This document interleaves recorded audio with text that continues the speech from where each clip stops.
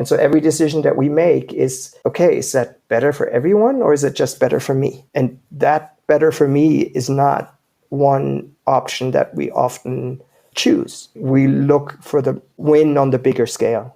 And I'm very lucky that I found a lot of people that follow me there or that drive me there, that I can learn from, that are even in some ways more hardcore.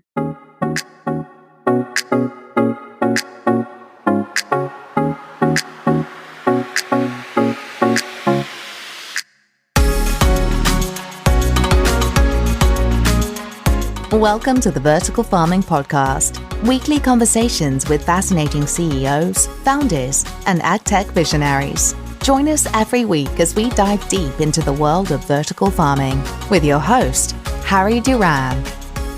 Vertical Farming Podcast Season 2, welcome back. If this is your first time listening, I'm positive you're in the right place, as this is the show where we interview fascinating CEOs and founders of the leading vertical farming companies from around the world. I'm your host, Harry Duran. In case you missed last week's episode, I had a great conversation with Nate Story, the Chief Science Officer at Plinke. If you haven't listened to it, I highly recommend you go back and check it out. This week, we have the pleasure of speaking with Marc Plinke. He's the founder of Ceres Greenhouse Solutions. Ceres has been kind enough to be a sponsor partner for us this season, and we couldn't be happier to be working with them, and excited to tell Marc's story today. This would probably be a good time to formally thank Ceres for being a sponsor of this episode. Ceres combines smart greenhouse design with customized climate control technology to build sustainable grow environments for year-round production. They work with their customers and clients every step of the way, from helping to secure funding to providing growing data. Whether you're a commercial entrepreneur, an educator, or someone looking for a rewarding hobby, visit ceresgreenhousesolutions.com. That's CERES greenhousesolutions.com to get started on your greenhouse goals. In this conversation, we discover the source of Marc's natural curiosity and what it was like growing up in a family of engineers, and the inspiration to launch Ceres Greenhouse Solutions. Marc reflects on his early career, including his time at Synergistic Building Technologies and the challenges he had to overcome as founder of Ceres. He shares what it means to design and reinvent greenhouses, and we hear his unique perspective about food deserts and the state of our food today. Lastly, we find out what excites Marc most about the future of AgTech, and I did get him to share his first invention as well. Really love Marc's energy and enthusiasm, and I know you will too. If you enjoyed this episode or past episodes, I'd love it if you leave a rating and a review at ratethispodcast.com/VFP. I'd love to read out yours next on the show. Okay, let's get into this conversation with Marc. So Marc Plinke, founder and chief operating officer of Ceres Greenhouse Solutions. Thank you for joining us, Vertical Farming Podcast. Thank you so much for taking the time to speak to me. I really am excited. This is fun. I just am all giddy about this. We'll have fun with this. Yeah, that's a good feeling. Do you do a lot of interviews? Nope. No. I give a lot of presentations, often and almost exclusively about technical issues. And I've given presentations to 1,000 people in Australia and Venice and all those kind of places. But it's, the exciting about some technical invention or another, but never really about the history of the company or something. That has never happened. Yeah. Do you remember the first presentation you ever gave?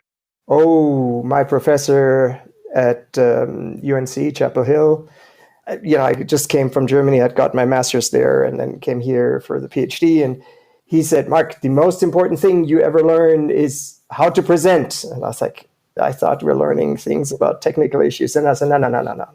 You got a PhD. You're going to lead something. You need to present. And I was like, okay. And then he started, okay, so here's myself and my research assistants. And now go ahead and present something about your work. And I was just mortified. This was horrible.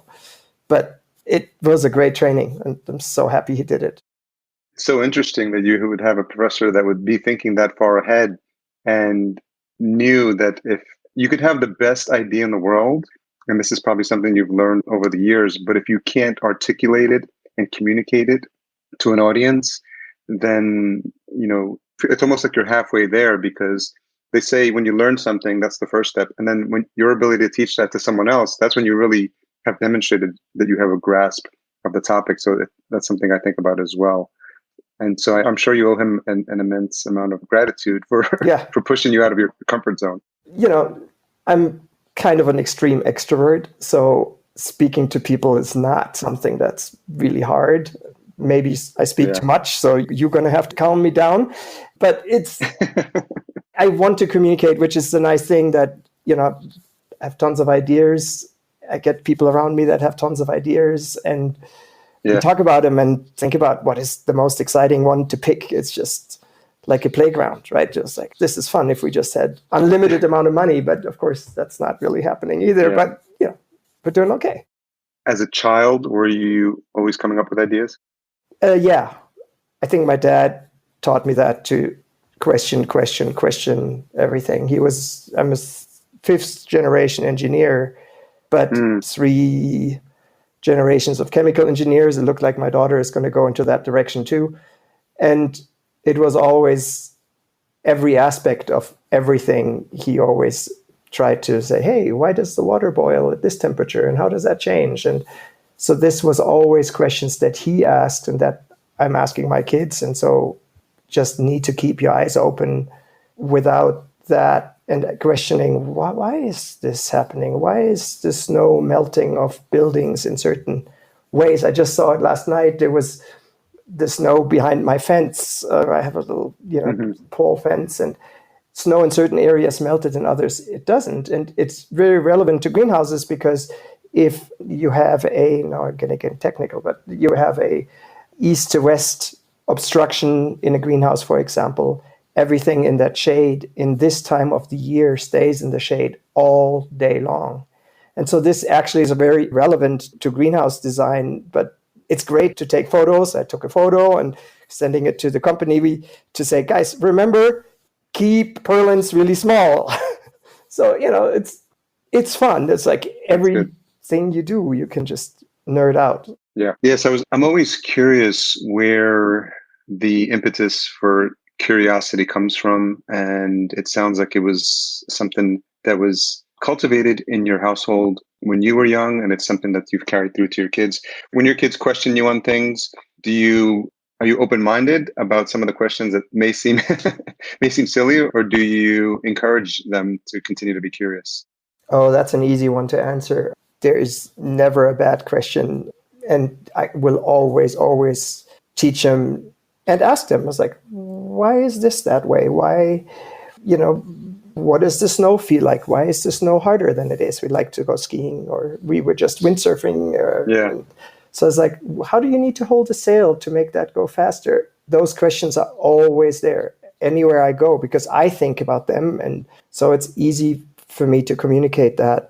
And it is, I do want to say a part that even more inspired me to do this was another professor in Germany during my master's. And we kind of all made fun of him because he wasn't really very researchy. He didn't do formulas, but he came from industry, was a bigwig at BASF, which was one of the biggest German companies. And my university hired him, and he taught a class that changed my life, because he taught us to look at any process and look for the fundamentals of that process. And he loved wine. And so he said, so how is wine made, right? And so in the old days, you had people standing in a tub, and they were walking in the tub. And he said, so they squished the grapes. He said, how exactly did they squish the grapes? What is the process to get the most juice?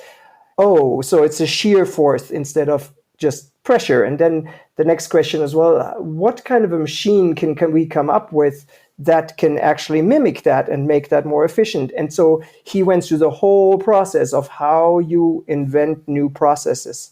And that was endlessly fascinating. I could just write every question, every exam. That was mind-boggling. And I wish I had the time at this point to teach that at a high school, because it is empowering. It allows you to look at the world and say, the world is waiting for you to change the world. That's what I tell kids, right?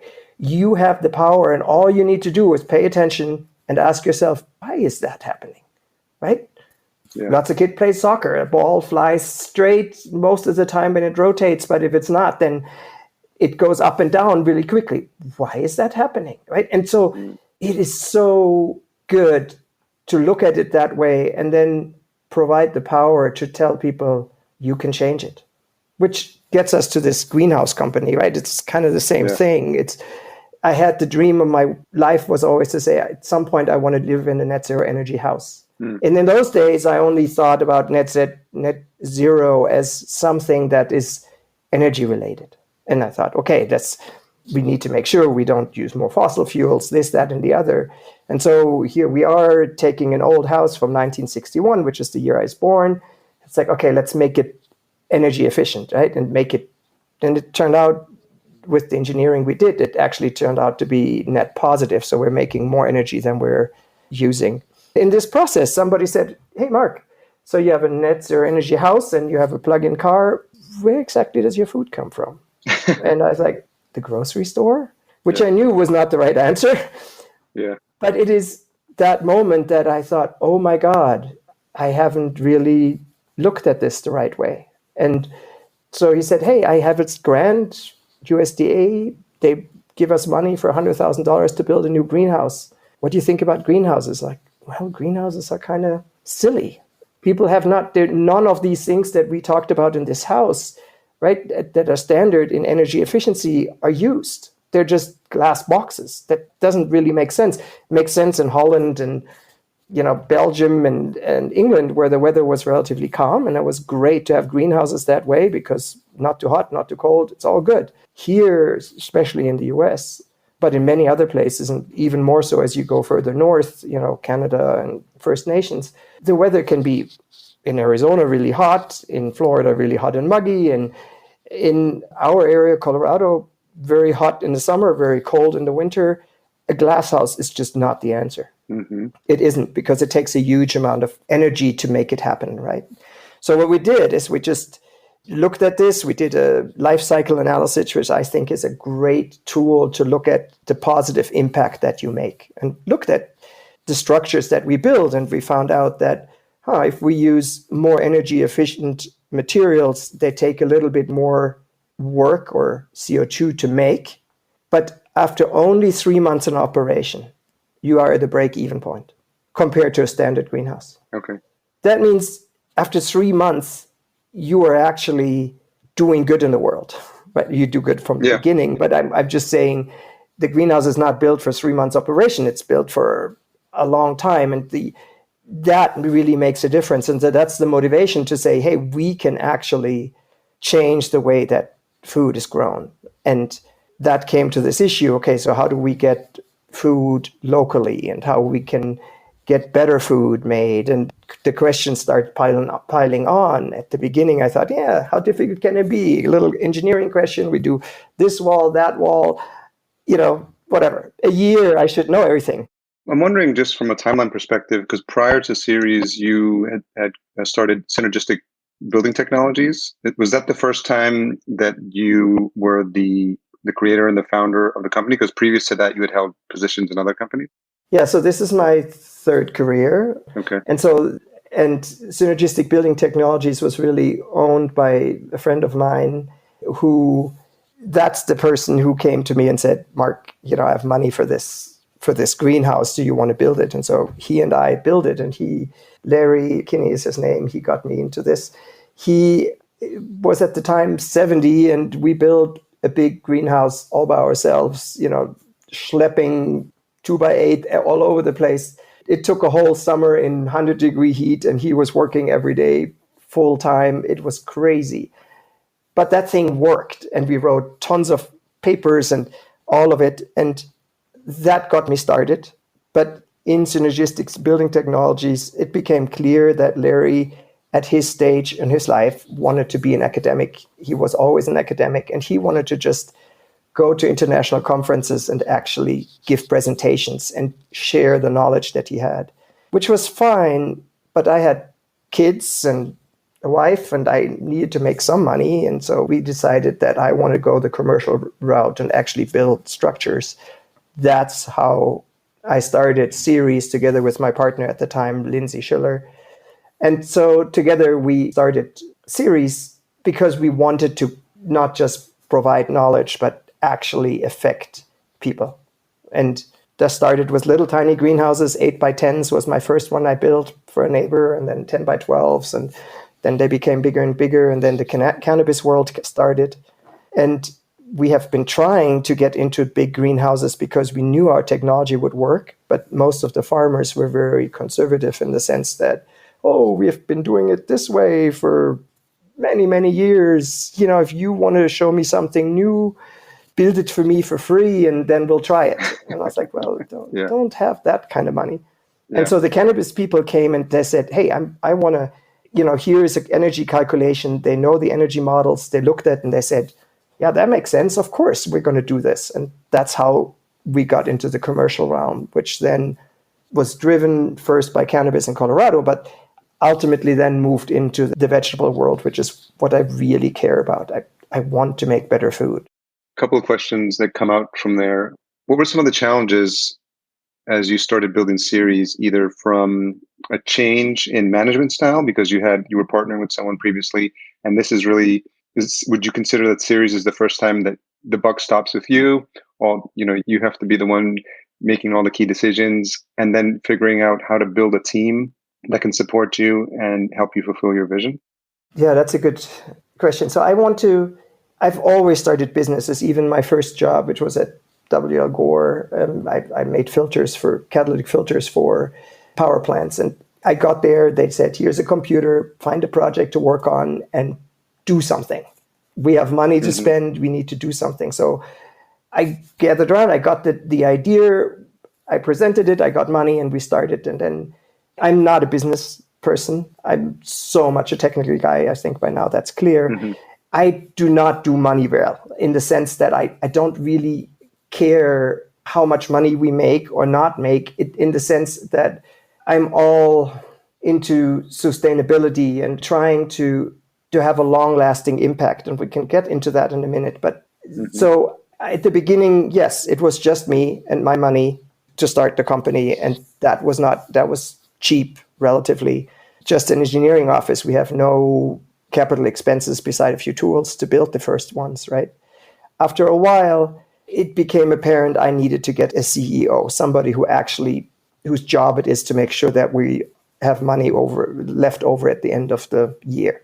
And so I was lucky to have a friend living 3 houses down. His wife started working for me. She was one of the very first employees at the time. She mowed my lawn because she wanted to get rid of her kids. And I said, hey, by the way, can you do my books? She said, I've never done that, but I can learn. And so, at some point he came involved, and then it became a business. Before that, it was a passionate hobby, right? And I had a vision.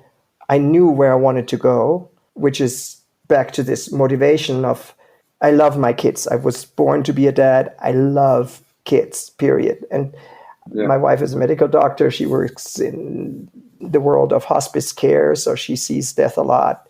She loves that job. For me, it was the possibility to be with my kids, to actually do the work at any and all times. I've been at every single soccer practice, and I've been at every single school event and science fair and all of it. And then I work till late to get everything done. And my motivation is to leave the world a better place for them, right? That's the only thing that I care about. I wanted to be leaving better for them. And so every decision that we make is, okay, is that better for everyone, or is it just better for me? And that better for me is not one option that we often choose. We look for the win on the bigger scale. And I'm very lucky that I found a lot of people that follow me there, or that drive me there, that I can learn from, that are even in some ways more hardcore because they really believe in this mission. And yes, you need to make money to pay everybody. Of course we do. I'm not saying we're doing this for free, but it's not, making money is never been, and I don't think it will ever be, the prime directive. It has to be, can we make a difference? And Chris Uhlig is your CEO, correct? That's correct. And how has bringing Chris on board helped you? Well, has it freed up some mind space for you and helped you? You hear me breathing deeply. Oh, your reaction to yes. it all. I mean, not to have to look at spreadsheets with yeah, what's the forecast and how do we do this, that, and the other. It's just so nice. I just get the summary and I'm good. Yeah. And I love looking at spreadsheets, don't get me wrong, but if they are about production numbers or about light levels or about the energy that we're using, I look at it all day. Yeah. It's just a different skill set that people like him have, and I'm so glad to have him. But the relevant thing is really that the person that I need to work together with needs to be somebody that is knowledgeable, fair, and trustworthy. If I wouldn't trust him completely, it would be really hard. And luckily, in each of those businesses, I started not necessarily, myself, as I said, at Gore, that Filter, I had a partner that became the CEO, right, for the business leader, and he was similar than Chris. It's just the same relationship. It is beautiful to have people that you can form a bond with that share your vision. And I don't think that he necessarily shares quite the same passion on the sustainability side. He does, but not quite the same, which he doesn't have to. I think a part of it is he cares deeply about how we treat people, and especially keeps me honest in making sure that the promises I make will actually be kept, right? And just like, okay, remember you said that? Let's also do that. It sounds like you complement each other well. Yeah, I mean, that's my feeling, but I think you should all ask the 30-something people that work for us right now. And I think we're about to hire 3 new ones in the next week. So that's good. And I think what's interesting is when people come on board, they've no doubt done their homework on the company and they believe in the mission, or else they wouldn't be, applying to work with a company like yours. How important is that everyone that is on the team believes in, and maybe at different levels, but that they're all passionate? And you talked about this idea of leaving a long-lasting impact as well. How important is that everyone's moving forward on the same mission? We have tried different things, and we have put our name out, and said, hey, we're looking for these and these people. We haven't particularly had so much success hiring people from the outside.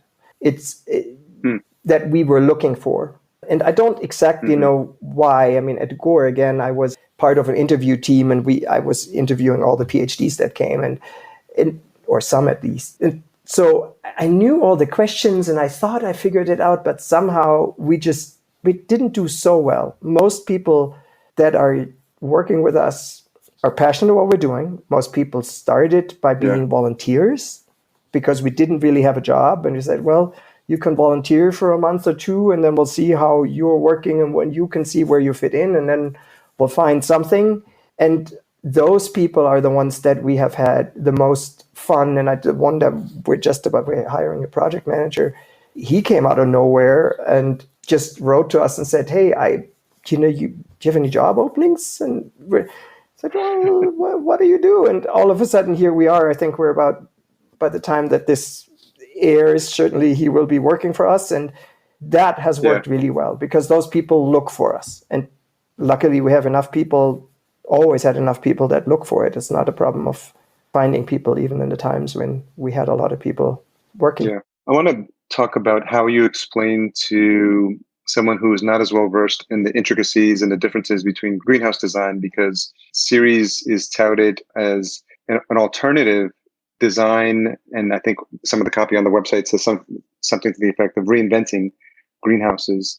And so when you explain to people who have this vision, maybe an outdated one of what a greenhouse is, this glass box, and not a lot going on, not a lot of science behind it, how do you explain how Ceres is different?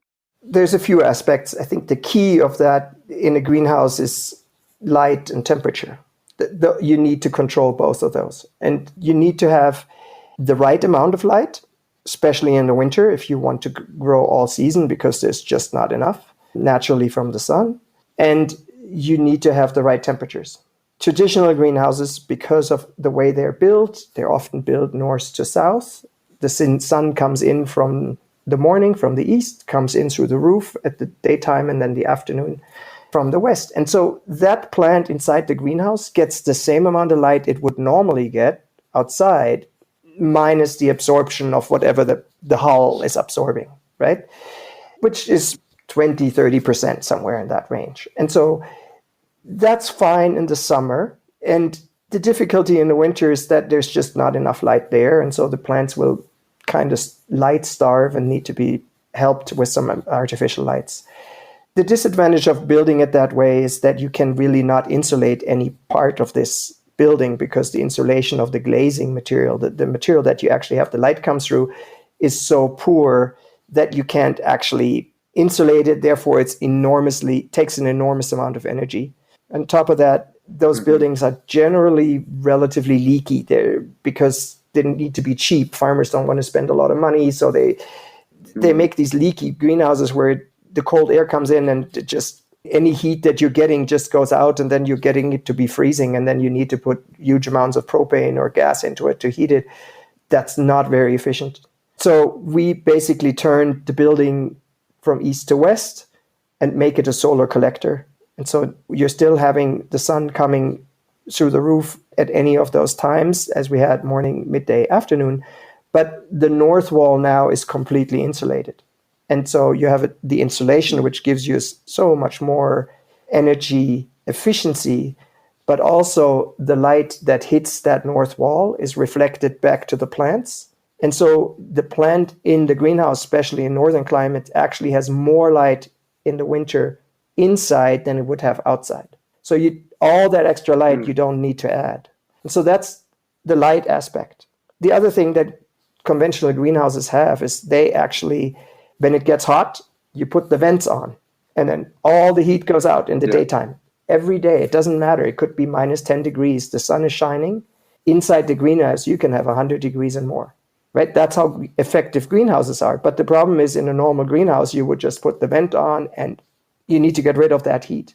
At night, on the other hand, at minus 10 degrees, you need that heat, right? And it's like, why did I just throw this away during the daytime? That makes no sense. So you need to... The trick is, what methods can I use to harness that energy that I have extra in the day to use at night? And there's a variety of technologies we use. One of them is the GAT system. Okay, that's a very ground-to-air heat transfer system. It's actually came to me, at least, from a Chinese acupuncturist who said, we have been doing this for 2,000 years in China. And I was like, well, you didn't have fans 2,000 years ago, but I'm sure, Anyway, the idea of that helped to save the energy inside the building. It's already there. You just need to save it, right? And once it is saved in the ground, in this case, you can cool the air in the daytime, and at nighttime you take that heat out and heat your greenhouse. All that heat you don't need to add with natural, fossil fuels, etc. Yeah. And so how do you think about the designs? Because I know that all different sizes of greenhouses that Ceres offers. And I'm wondering, when you think about the different applications and where people are, when you think about who is a good fit for a Ceres greenhouse, because you do have the high yield ones, you have the modular ones, backyard kits, there's a whole range of offerings that you have. And so how do you think about when you're creating them? Do you wait for the demand, or do you see that there's an opportunity for these different flavors of greenhouse? So we're an engineering office, in essence, engineering and architectural office. We're not actually producing the steel itself. We have suppliers that do that for us. But the beauty of this is we are quite flexible to change according to customer demand. This is a vertical farming podcast, so we're talking about vertical farming. The schools and education is a wonderful market, and we love working with schools.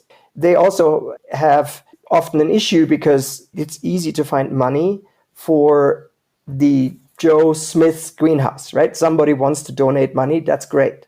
If that greenhouse uses a lot of energy, it's just not very attractive to find funders for the gas that it takes to heat the greenhouse. So having an energy efficient building that doesn't require you to spend a lot more on utilities is really great for schools.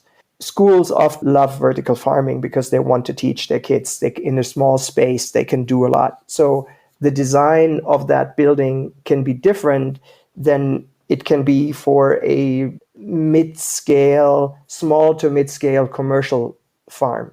Our greenhouses tend not to be multi-hectare greenhouses.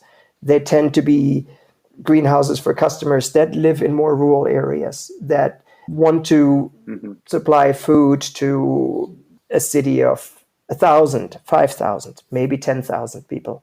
I don't know how much you know about this.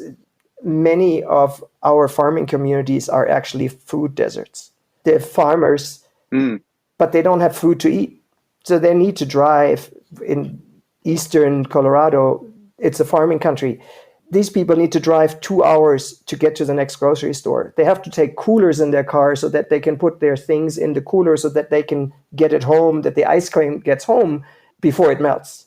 And those people grow corn or soybeans or whatever, right? On large scale. They don't have their own food. We can help people grow food in these areas because in a greenhouse that works all year, you can do that. You can go into the urban areas, of course. So our greenhouses are not as big, but they allow people to grow on a smaller footprint very energy efficiently and when necessarily with almost no water usage. So even the water that you have to capture, you need to water your plants. Most of that water goes back out into the air through the leaves. We can capture that water and bring it back to the feeding of the plants, which allows in areas that are having water problems, right?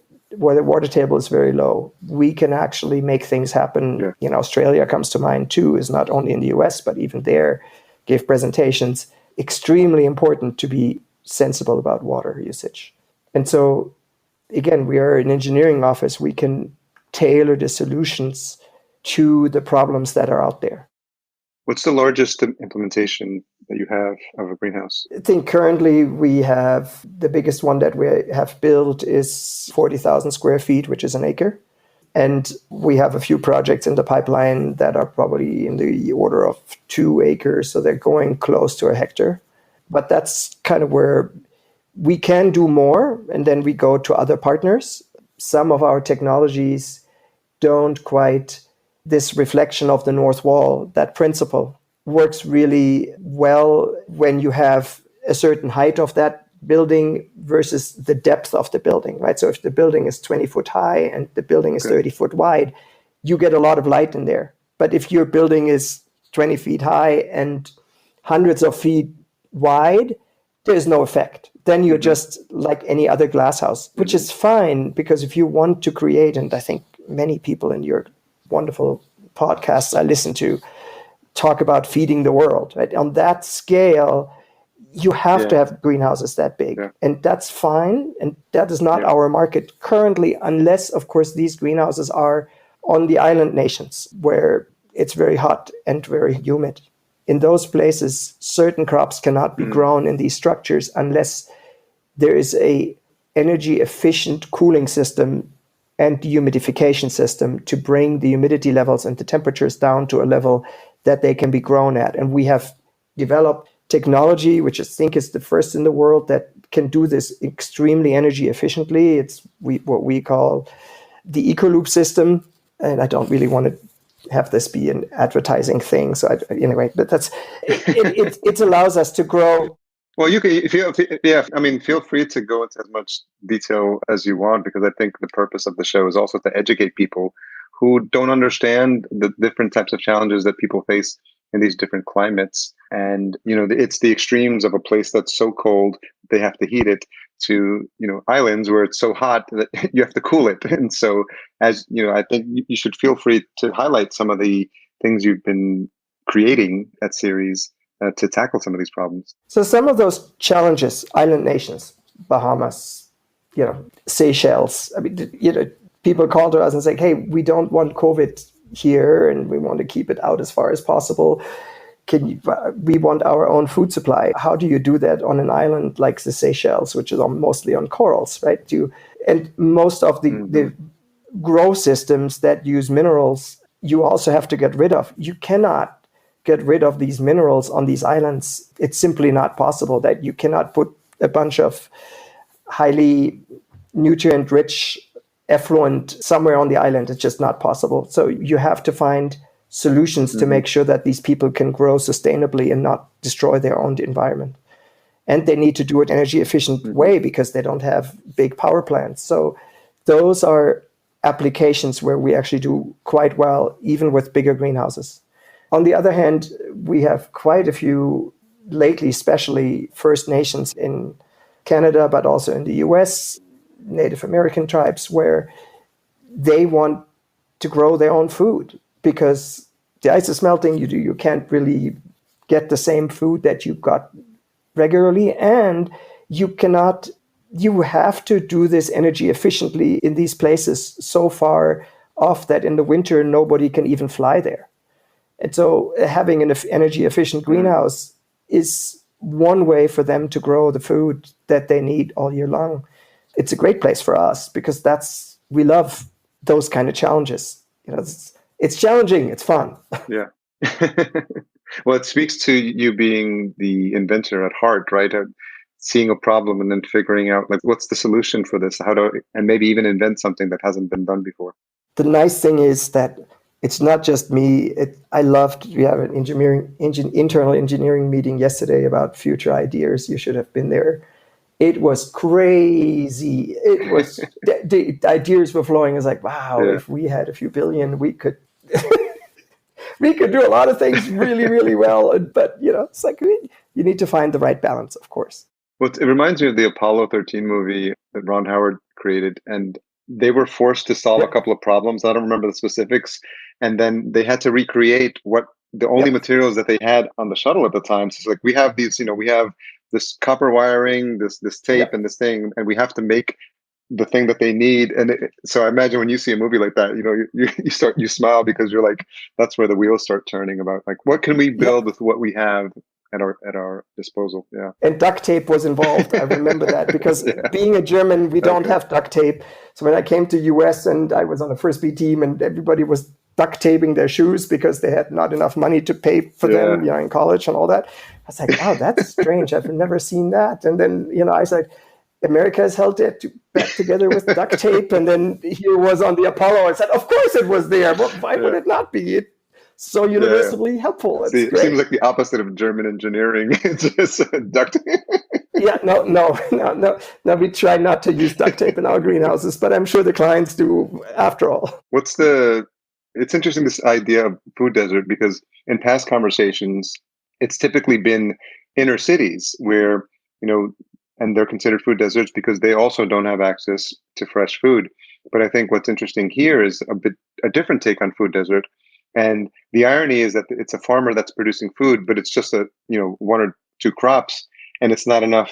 It's obviously not the full diversity of food that they would need. And it sounds like having the greenhouse helps to alleviate and solve some of those challenges. It's quintessential, right? And it feeds people's souls. I mean, I think that's the beautiful thing about growing. And I can't say that enough. And people say, hey, they talk about their horrible days at work and this customer did this and that customer did that. And they were mean and they were, it's like you're talking with people that grow stuff. They are all nice. I mean, in general, they're just nice, and most people have some people that grow things generally have a certain amount of patience because it takes patience from the little tiny seedling to the full plant and production. And, tomatoes, oh my God, 100 days. I mean, that's such a long time, right? It's a beautiful field. They have a mission, and it is so wonderful to think about, again, that sustainability part about most of our clients, but our employees, our suppliers, everybody it is just nice. It feeds your soul. For everybody listening to this that is not in the food field, I can highly recommend it. It's very different than the chemical field and all of that, but it is, oh my God, this is it just can be such a wonderful life to feel like you have a purpose and everything is aligned. That's really well put and very motivating and inspirational. Thank you for sharing that. I'm also, just out of curiosity, you talked about some of the larger implementations. Do you know offhand what the smallest greenhouse is that you've installed or supplied? The smallest one? Yeah. Yeah, that was my very first one in my neighbor's yard. That's an 8 foot by 10 foot. It's still in operation. And I built it partly with my kids that at the time were 6 and 8. And I have all the photos of that. It was very adorable. They loved it. And this GAT system we installed, and they actually put it into the ground. It was awesome. So that was the smallest. And then, as I said, 10 by 12. And I think these days in the commercial realm, at least, they're usually 30 by, something, 30 by 50, 30 by 100, 30 by 150. And then they get multiples of that. So our idea is to bring the cost down. We need to have multiples. It needs to be somewhat of a repeatable system, modular. And so this is all going to modularity to bring the prices down. On the residential side, of course, it's not the part that makes the most amount of money, right? So you're talking about projects that are several $1 million versus the homeowner that wants a $1,500 drawing for his backyard or attach a greenhouse to their house. That's not really profitable in that sense in comparison. But I own the company, it's my money, and we do not, if that department pays for itself and we're doing good for the world, that's great. And if we make a little money, that's awesome. And we want to not ever get rid of that. We want to keep it so that people can afford small greenhouses, including, again, vertical farming towers, to use the small space as efficiently as possible to grow as much food as they can. Vertical farming systems are great. They work, and you need to get the right nutrients and all of that, but people succeed with it, and that's what we really look forward to, right? They get fresh food at home and tasty food. And that's really, the quality is different when you get it right from the plant on your plate. We want to do that as much as possible, of course. Are you seeing a growth in that sector? Because you have the DIY kits and you have the backyard kits. And I imagine what happened, and what I read a lot about in COVID is obviously lived in New York City, I've lived in Los Angeles, and the news, a couple of months into COVID was everybody was leaving the cities and just realized home prices were going up in the suburbs. And I'm wondering, as a result of that, people are asking these questions of where their food comes from and figuring out a plan for having fresh food available. And I'm wondering what you saw and what you continue to see from that. I don't keep track of all the numbers in the marketing department. That's Chris's part, but I know they're probably tripled the amount of increase in buildings that we build. So we had to hire more people. We had to outsource a bunch of those designs. People were interested in more buildings and better buildings. I do not want to make fun of a very serious topic, right? COVID is a very serious topic. This is not but in my mission in life and Ceres' mission of sustainability, COVID has helped us and really everybody to think more about, where does my food come from? How do I stay healthy? Get the right nutrients, get the right amount of sleep, do the job the right way. Get people to grow more and live more sustainably has been a fundamental shift since the beginning of COVID that I observe. And about that, I am happy, because it aligns with my life's mission. Is there an enormous amount of suffering for people that lose their job? Absolutely. And it is horrible. I see it. I have friends. It is devastating. And I don't, on one hand, I say I'm happy about the shift towards more sustainable, because, and I hope, politically we move towards a more sustainable behavior, because without that, it's really hard. It's going to be hard. And we see the changes in the climate everywhere. When we talk to those First Nations in Canada, their way of life is collapsing.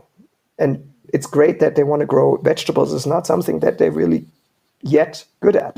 So they need help to do this, because bright and wonderful people that have a lot of knowledge, but growing vegetables in the greenhouse is not necessarily what they grew up with. Do you see a lot of interest from First Nations for this type? Absolutely. Absolutely. It's a huge part of our business. Yeah, well, I think what's interesting, and it's how, when you think about the history of this country and the Native Americans who lived here and understood the land and cultivated the land and were in direct communication with nature on a daily basis, and then hundreds of years later, and colonization, all that went away and was gone. And I think it seems like it's just, there's something cyclical about it coming back now full circle and being able to help First Nations, reintroduce, that connection back to, growing your own food and self-sustainability. It is huge, not only for them, it's a societal shift. Yeah. It gives people purpose. To see things grow is an enormously satisfying feeling.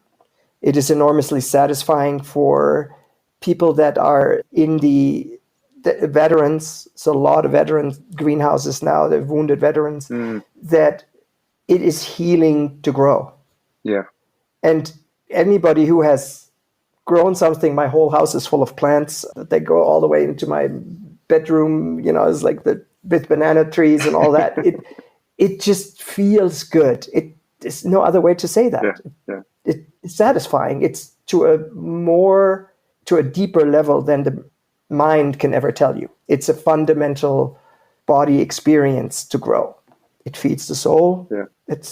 Yeah. So as you think about the future of Ceres, where you're making inroads and where the innovation is happening, what has you most excited as we start to enter 2021? What comes to mind for you? You always ask these questions to everybody. And I was like, I need to have an answer ready for this. And then I just forget, what did I say? I love that question. The things that are exciting is I hope this shift towards a more sustainable thinking will continue.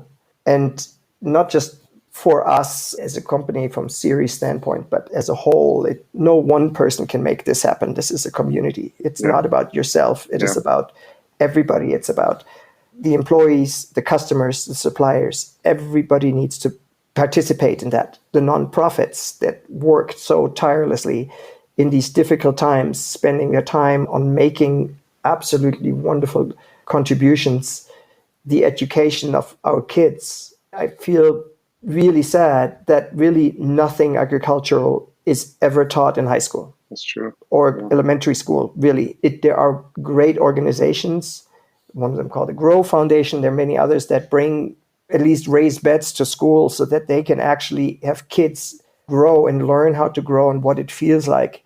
That food is not something that you get from the shelf of a supermarket. Yeah.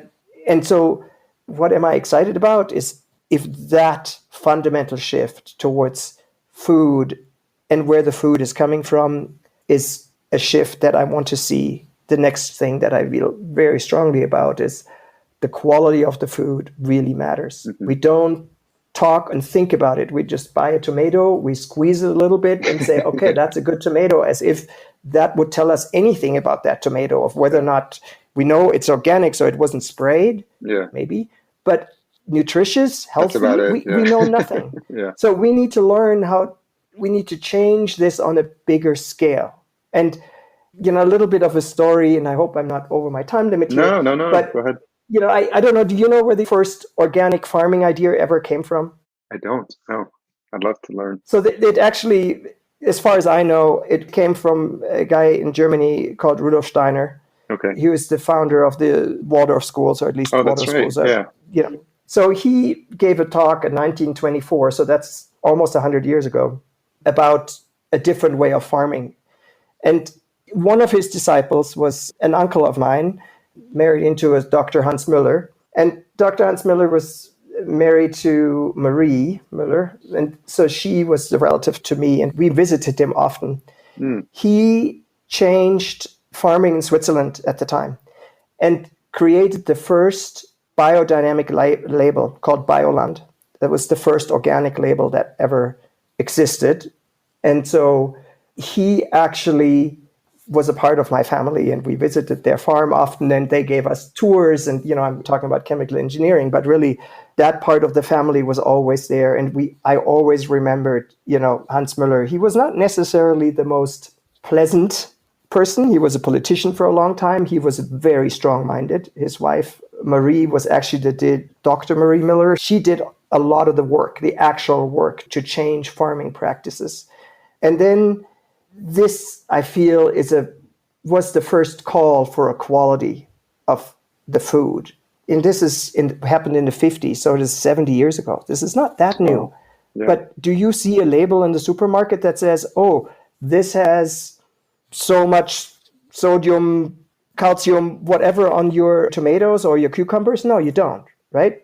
There are people out there that do a lot of work on this. So one of them is Dan Kittredge, who has done some work on trying to quantify the quality of the food. And he found huge differences between one carrot to the next carrot, a factor of 1 to 100 in terms of nutrient content. And he found that organic or non-organic did not make any difference. It is farmer to farmer that's different, right? And so the beauty of this movement that's coming, and I'm really excited about that, is for people to come and say, I want better quality food, and I want to know what that food is that I'm eating. And there are a lot of moms and dads out there that want to feed their kids healthy food and want to have them taste the vegetables. I just learned last week that a tomato that is stored under 50 degrees, meaning in your fridge, wherever in the transport, loses half of the nutrient value within a week, less than a week.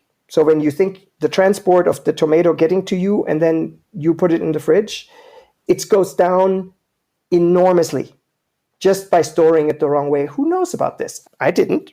Right? This is the kind of things where you need to think about, oh, wait a minute. That's why my tomato out of the garden tastes so much better. Yeah. Right? It is amazing. And I said right now, it's a week. I think it's what I just heard. It was a PhD scientist from one of the biggest tomato growing operations in the world. I think he said in a day, 50 degrees in one day diminishes the nutrient content by 50%. That I just was mind blowing. And so those changes are there. And we want to see more of it, right? And we look for partnerships with people that share this vision and say, hey, what can we do better? We have so many ideas. It's fun. It's a playground. That's fascinating. And I think I always appreciate the ability and the opportunity to educate our listener, because that's the purpose. That's the reason why I started the podcast. I was trying to educate myself and then have these types of conversations so I could learn who's doing what in this industry. And I'm just grateful that we had the chance to have this conversation, because I learned a little bit more, and there's probably a lot more that I don't know. But I think what this conversation does do is it stimulates people's curiosity. And I think, definitely going to encourage people to visit the website. And so we'll make sure we have all those links available. Is there a question that I should have asked that I didn't? I had so much fun. I'm full of adrenaline. I can't even think about that right now. Harry, I love your questions. It is so much. You're so thoughtful. I just love to. I think we covered it. I'm sure we could have another hour conversation, and we would have other topics to come up with. But I think we're good from here. Let me see, maybe one or two more. Do you remember your first invention? Oh, no. Well, I remember the one that I had a few patents before that one, but one that I could get a patent for, which I thought was really, really cool. And so I want to talk about that maybe. And that was at Gore, and we developed basically what's a fluidized bed reactor, which is basically a very efficient reaction system. So to make sure that all the pollutants from power plants are filtered out, right? And it was what's called a fluidized bed reactor that's normally huge, big reactors costing millions. And we compressed it in a little film that's only about a quarter of an inch thick with thousands and thousands of reaction spots. It was really, really cool. And especially seeing it under electron microscope, it was so thrilling to see that and see how powerful it was. And so it wasn't the first, but it's one that I didn't think that something that cool was possible. And we tried it and worked on it, and it just turned out great. What I find fascinating about that is it feels like almost like you're tapping into a bit of a lineage, because people think about, Edison and Tesla and some of the famous inventors. And that must be a special feeling when you created something that you realize is being birthed for the first time ever. That must be a nice feeling. I did this with my daughter, who she's on a patent. When she was 14, and they always did summer projects for me. And so that was always there. And that was just normal. That's our summer activity. You do a project for Papa, because we had so many ideas, so it need to be done, and they're cheap labor. And so she had some ideas about some fireproof way of doing things, and just like, well, let's write a patent about this. And that made me the proudest of all of it, right? So it's like when your kid comes up and says, Papa, why don't we do it that way? And then we looked and didn't find anything else. And I was like, that's a really original idea. That's really cool. Let's, So that's the one I'm most proud of, even though, not yet a commercial project. Yeah, pretty soon though. Well, it sounds like it's in the genes in the family. So I'm sure there'll be more coming in. And I think at that age, the beauty of it is that there's no wrong answer, and their minds are really, really fertile. And so they're always thinking of out of the box things that adults would normally laugh at. And you realize that they're tapping into a different type of energy source there. So wise. That happens all the time. They inspire me and it's like, Papa, why are you doing this way? And I was like, I don't know. I may just think about this. And it's like, that's actually not quite good. It's like, okay, we learned something. Well, we definitely learned a lot on this conversation, Marc. So thanks again for the opportunity to share your story. It's Ceres Greenhouse Solutions, and we'll have the links to the website and all the links you mentioned in the show notes. And I appreciate you being a sponsor of the podcast, Ceres being a sponsor, and for you coming on and telling your story is very inspirational. Harry, it was absolute pleasure. Thank you for that. And, I think on the website is my telephone number if people want to call me or reach out to me by email or whatever. Okay. I love talking to people. It's, the extrovert. The world is there.